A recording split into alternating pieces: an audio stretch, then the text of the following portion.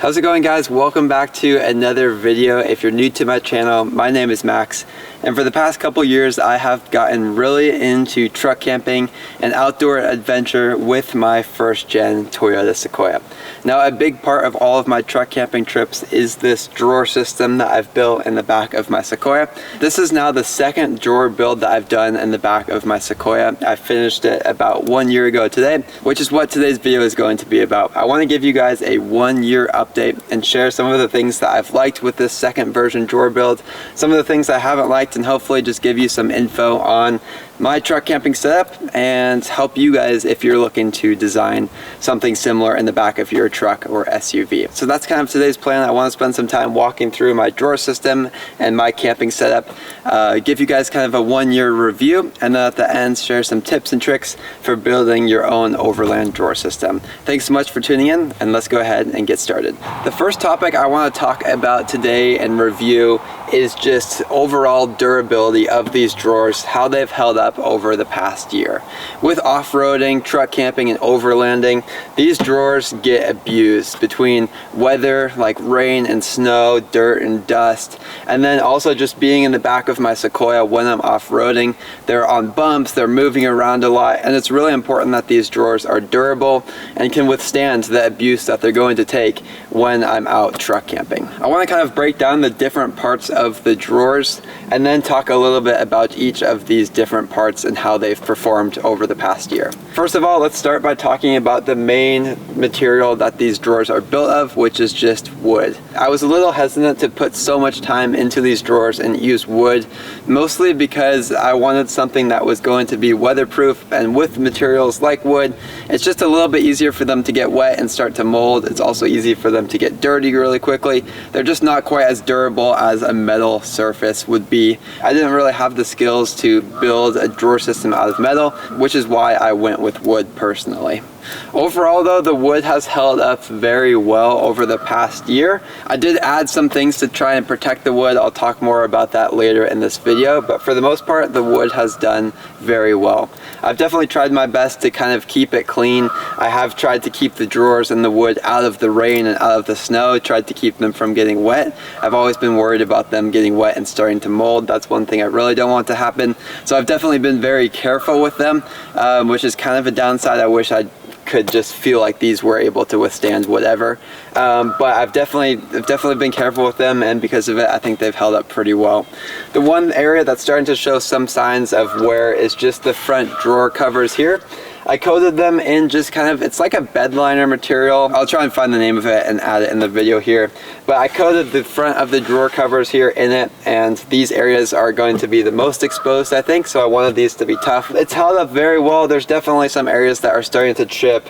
It's got a couple scratches on it, but again, I'm not too concerned about that. Overall though, it's held up pretty well. As far as the insides of the drawers, the wood in there has held up pretty well. I'd say the biggest thing is just starting to get a little bit dirty. Just with all of the dust that's out here in Central Oregon, it's starting to get a little bit dirty, and I think it's time for a deep cleaning. So hopefully some of that dirt can kind of come off with a clean, but that's really the only thing, which honestly is not bad for a year's worth of truck camping. The false tops and the dividers on the drawers are kind of the other pieces. Those have also held up very well. I've used them a lot. The false tops especially have been amazing to have. They're one of my favorite parts of this second version drawer build. And same thing, they've held up very well. The main thing is they're just also a little bit dirty after a year of truck camping, but that's really all I have to say about that. The next material we're going to talk about is just this carpet, which I got from Home Depot. And this carpet has held up amazing. I forget the name of this carpet, but the reason I picked it was because it looked so heavy duty. It kind of has this plastic backing on the bottom side of the carpet, which makes me feel so much better if I ever spilled anything like water or just it got really dirty in here. It has that plastic layer of protection to keep all of the moisture or dirt or whatever it is from actually getting down and getting onto the wood. So I love that. And after a year of camping in it and just throwing all of my gear in the back here, this carpet has held up so well. I'm so glad I went with the heavier duty carpet. It was a little bit harder to work with to kind of fit it around to the drawers, just because it was wanting to like sit flat, so some of these bends were a little bit difficult, but I'm so happy I went with it. I will say with the carpet, the only thing is it's kind of maybe flattens down a little bit just from all of the gear and everything that I've thrown in the back here. But that's about it. Other than that, I mean, I've thrown dirty stuff in the back of here. Tires, wheels, exhaust parts, mufflers, all types of stuff, along with my camping gear, like coolers that have been sitting in the dirt. And overall, it's held up very well. It doesn't even seem to be that dirty. It's almost like you can kind of just brush it and it'll kind of clean itself by doing that. So I love the carpet. So happy that I took the time to cover the drawers in that. The carpet is definitely probably one of my favorite parts of this drawer build. Now the last piece I want to talk about here, and unfortunately this hasn't performed quite as well, is the heavy duty sliders. Now these are 48-inch sliders. I got them from Amazon. They were a little bit on the expensive side, which is why I'm kind of disappointed to say this. They're rated for 500 pounds, so they're very heavy duty sliders, but they don't work as well as they did when I first got them. They're sticky now. Sometimes they're a little bit finicky. For example, this drawer on the left especially, which is my most used drawer, I'd say. But the drawer on the left, when I pull it out, they're supposed to be locking sliders, which what that means is when you extend it all the way out, it clicks and locks into place, so it's not going to move around, which I love that feature. But what's happening with this one on the left is when I pull it out, sometimes it just gets stuck and it doesn't want to go back in. And I don't know, I've been looking at it. I was looking at it this morning. I don't know exactly what's going on. You kind of have to wiggle it a bunch and mess around with it to get it to slide back in, which I'm kind of disappointed in, just because these were pretty expensive. I want to say it was around 150 bucks for a set of sliders, so $300 in sliders total for this drawer build, which is expensive. That was a big part of the build with this camping setup, so I was hoping they would last longer. And I mean, of course they still work, they just don't work as well as they did when I first got them. So besides the heavy duty sliders though, I also have two smaller sets of sliders for both of these smaller pull-out drawers. Both of these have still worked perfectly. I definitely don't use them as much, and they're not having to carry quite as much gear as well. But both of these have held up better than the heavy duty sliders. Now the biggest reason I wanted to start off this video by talking about durability is with truck camping, these drawers are exposed to all types of weather conditions, all types of environments, and it's really important to me that they're able to withstand all of these environments that they're in and be able to last long term, because I put so much time into this and I don't have the time to constantly be updating it and fixing it. I've truck camped every single month of this year so far, and these drawers have been in all types of weather, from as cold as -10 degrees Fahrenheit all the way up to 110 degrees Fahrenheit. So they've been in a wide range of temperatures. They've been in so many different environments, from deserts to forests, and they've been exposed to a lot. So overall though, I will say they've held up very well. The biggest thing is just the sliders not working quite as well as they used to, but overall I am very impressed. I think they've held up great. Okay, moving on from durability and just how these drawers have held up, let's talk about some of my favorite parts with these drawers and what's worked really well with this second version build. I'm very happy to say that this is a long list. I spent so much time in the redesign and kind of the update from the first version to the second version. And thankfully, lots of my ideas, lots of the things that I took the time to build have worked out very well. But let's go ahead and go through it. Alright, first of all, the false tops. All of these drawers have false tops on them. And what I mean by that, I think that's what they're called, by the way, I'm not sure exactly. But it's kind of just the flat surface that sits on the top of the drawers. It kind of acts as a cover, so it not only protects the gear that's on the inside, but it also gives you a nice big flat surface, which has been amazing, especially for cooking and just having an area to set items when I'm truck camping. Along with the false top, I have my stove set up here as well, and this has been so awesome to have. And it's probably one of my all-time favorite parts of the drawer build, because it really allows me to cook right here, right in the back of the SEQUOIA. Now let's talk about organization. I spent so much time making dividers for the inside of these drawers, and that was one of my biggest goals with this second version build, was to take these drawers, which are very big. They pull out to 48 inches and they're probably like 18 or 19 inches wide. So they're big drawers, and that's a lot of space to have for your gear, which is awesome. but without any type of divider or organization system, it can get really messy. So that was one of my biggest goals, was to add dividers and increase the organization. The dividers have worked amazing. I still haven't really taken the time to really organize everything, but it is really nice to have a couple different sections for all of my gear. So I have an area in the back for propane. I have one kind of divided section that's for my pots and my pans. I love having different sections in these drawers to keep everything organized. Continuing on the topic of organization, I want to talk about this drawer specifically, this bottom drawer, which is what holds my utensils and kind of all of my cooking equipment.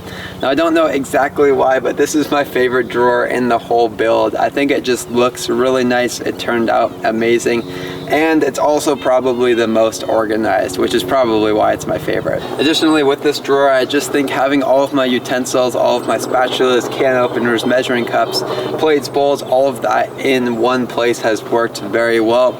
It's very organized. It feels like how you would set it up in a real kitchen in a home or apartment. Now, I know I talked a little bit about the carpet already, but I just want to briefly mention it again.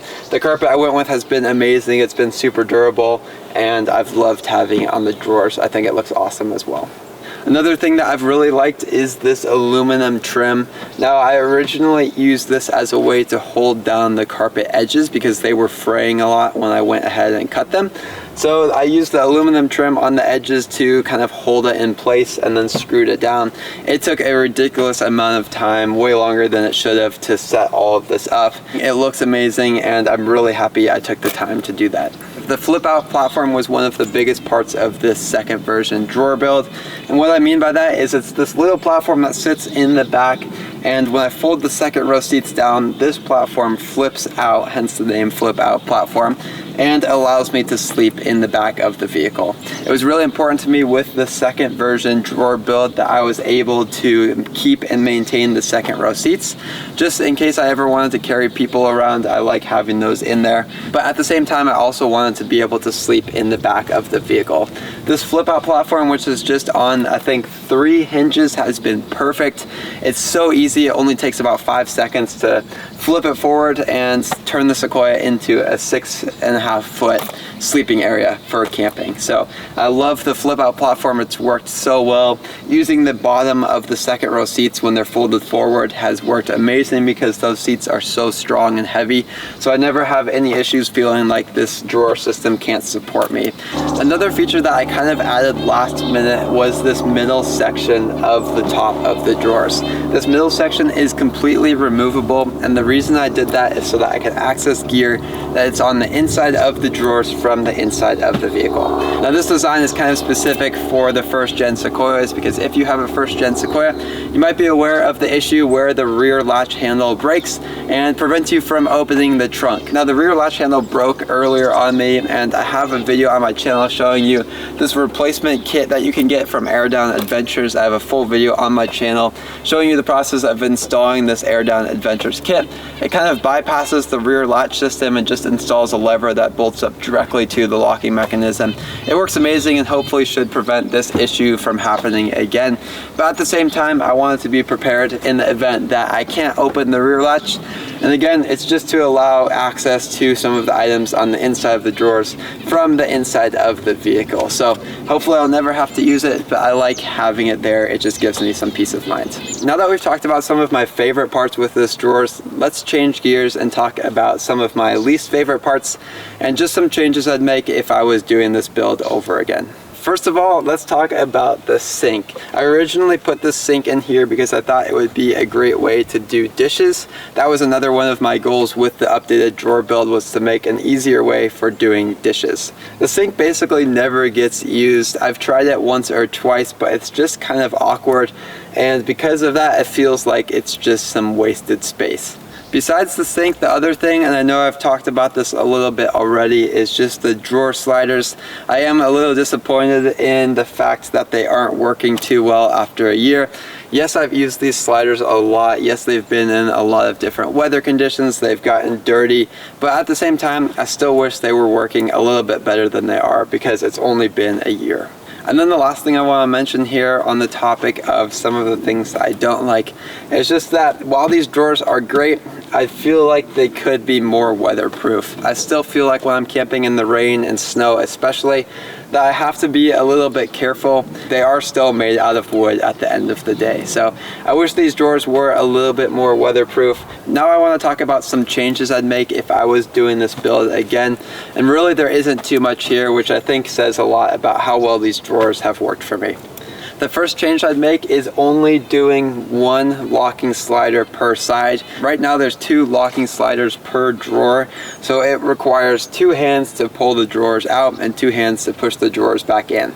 I couldn't find a kit that came with a locking slider on just one side, and I don't know why I didn't think about this at the time, but now what I just do is get one set of 48-inch sliders that is locking and one set of 48-inch sliders that is non-locking, and then you can kind of just mix and match. So what you do is put one locking slider on one side and one non-locking slider on the other. So I don't know why I didn't think about that at the time, but that's something I wish I'd done. I think really the only other change I'd make, and it's hard to say this is a change because it's almost a completely different build, is just look more into the idea of building drawers out of extruded aluminum and just metal. The biggest reason for that is for the weatherproof capabilities of a metal versus wood, and I wish I would have just taken more time to consider that as an option. I kind of just brushed it aside because I'm not too familiar with working with metal, but I think there are a lot of options to make some really awesome drawer systems using metal, and I wish I would have put more time into looking into that before building it all out of wood. I have a full video series on my channel showing the process of building these drawers. It's not super specific. I don't have all of the measurements and everything, but it does show the process, and I talk a lot about different pieces that I used. But before we wrap up today's video, I want to quickly go over some tips and tricks that I learned when I was building this drawer system and share those with you guys. Let's first talk about plans and design. I think it's really important here to spend a lot of time in the design process to make sure before you build something that is going to work for you. It took me almost 2 weeks of measurements and designing and drawing things out on paper, lots of erasing, to kind of figure out how I wanted to build these drawers. And this was the second version. I had already learned a little bit about building drawers in the back of my SEQUOIA, and on the second version I made a lot of changes and it took a lot of time, but I'm so happy I invested all of that time in the drawer build. So I guess what I'm getting at here is don't rush this. Take your time with the design and make sure that it's going to be something that works for you. Something that really helped me out, and it was very tedious, so you don't have to do this, but once I kind of put all of my designs together and had a pretty good plan, I made a long list of every single piece of wood that I was going to need and the dimensions of it to assemble these drawers. And that made it super amazing when I went to assemble everything, because it kind of felt like I was assembling just a pre-made kit. That made it helpful to cut all of the pieces, because instead of trying to figure out, okay, like which pieces do I still need, I just went through my list and I wasn't worried about where the pieces were going at the time. I was just like, okay, I need a 10-inch by 15-inch piece. I'm just going to cut that. Now I want to talk a little bit about some of the materials and hardware that I used for this drawer system. I'm not going to talk about everything here, but I just want to quickly mention some of the most helpful pieces. First of all, socket cap screws. These are how I attached the heavy-duty sliders to kind of the bed platform here. I go into a lot more detail on how I mounted the sliders and using the socket cap screws in the Overland drawer build series that's on my channel, but I just wanted to quickly mention those here. The socket cap screws are amazing. If you're not familiar with them, they just thread together. They're awesome, and they made mounting these drawer sliders so much easier. As far as joining all of the wood together, I highly recommend you guys checking out a pocket screw jig. This was worth every penny. I had never used it before, but I purchased one from Home Depot. It wasn't very expensive, and it made the whole process not only look a lot nicer, but a lot easier as well. Along with the pocket screws, I used wood glue. The wood glue is insanely strong, and I think it's the glue paired with the pocket screws that made this drawer system so strong and durable. As far as the wood itself, I used a combination of birch and maple.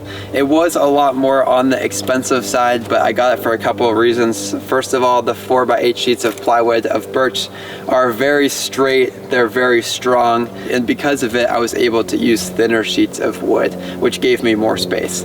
As an example, the vertical pieces of this drawer system are 3/4 inch plywood, and that's the thickest piece of plywood that I used on this entire drawer system. Everything else is 1/2 inch or 1/4 inch. I mentioned it a little bit earlier, but I also used polyurethane as a finish over all of the wood. Now, the last thing I want to talk about in this tips and tricks category is just securing the drawer system down and how I secured my drawers. This is going to be specifically for my 1st gen Sequoia, but if you have a 4Runner or Land Cruiser or other SUV, you might be able to do something similar. At the front of the drawer system, closest to the 2nd row seats, I used 2 L brackets to connect from the back of the drawers to a pre-threaded hole that was already in the back of the vehicle. Without the L brackets, when I had both of these drawers pulled out with the gear in them, the front side of the drawers there would kind of tip forward a little bit just with the weight.